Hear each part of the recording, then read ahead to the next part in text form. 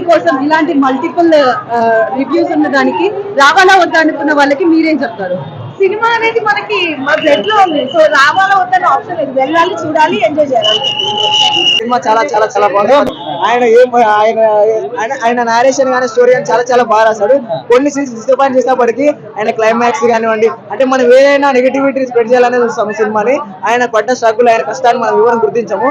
అందుకే cinema overall గా చూసుకుంటే చాలా చాలా బాగుంది. సెకండ్ హాఫ్ ఏమైనా ఇంట్రెస్టింగ్ గా ఉంటుందా? ఆ ప్రీ ఇంటర్వల్ బ్లాక్ అన్నా వాము, ఆ ప్రీ ఇంటర్వల్ బ్లాక్ ఏందో నాకు అర్థం కాలేదు.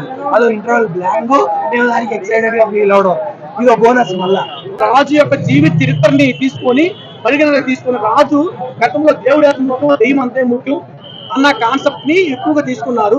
మనకి ఇక్కడ మన హై గ్రాఫిక్స్ ఉండడం వల్ల ఆ హై గ్రాఫిక్స్ వల్లనే కొంత కన్ఫ్యూజ్ అవుతారు.